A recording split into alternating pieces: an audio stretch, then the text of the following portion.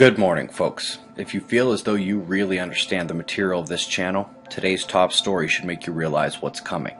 If not, by the end of the video, I bet you'll know where you can catch up. There are some people, certain people, when they speak about the sun, I listen. Gatherer 314 sent me this yesterday, and I remembered this man and his colleagues when they were one of the few groups who were looking at the weakening solar magnetics, and they predicted a weak cycle at the bottom star compared to the rest of predictions which went up to the top star. Folks, the number one question that has persisted at this channel is whether this is just a solar hiccup or the beginning of another grand minimum and potential ice age. This paper is linked below, but I'll keep the summary short. This is the best solar magnetic modeling we currently possess. Running their dynamo should produce between 24 and 30 grand minima every 11,000 years, or approximately 1,000 solar cycles. The low count puts us 450 years between minimums. The more frequent count indicates only about 366 years between grand minimums. In reality, we have evidence of 27 such minima in the last 1,000 cycles, or 11,000 years, putting us in the exact center of their model, about 407 years between grand minimums. Let's look at the sunspot numbers back to 1600. The weak data on the left is the Maunder minimum, the last great solar shutdown.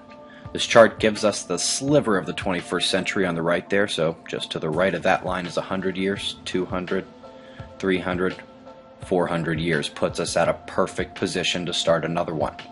Folks, this type of interpretation is wholly independent of our daily observations of activity. And remember, experts have also recently confirmed that the sunspots are not living up to their magnetic class. CMEs are weaker. The heliosphere is fading. It now appears that our hard-fought daily diligence is backed up by the data we weren't alive to see, and it happens to have caught the start of a 30-year Pacific cooling cycle. Special presentations on this topic will begin in 2014. Take a few moments to watch the global wind on a flattened Earth, going from surface drive up into the lower cloud layers. Pressure systems lose visibility when you get to the jet stream. Finally, we go to the upper atmosphere here. Does it feel like I'm mentioning Europe a lot?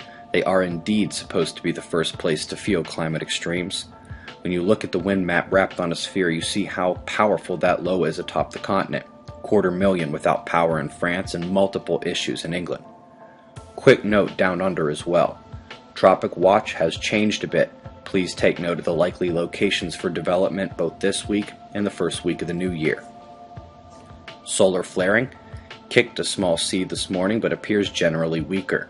The sunspots facing Earth here are a bit of a magnetic joke, actually. No mixing, not even close. Limb regions have the right idea, but are too small and spread.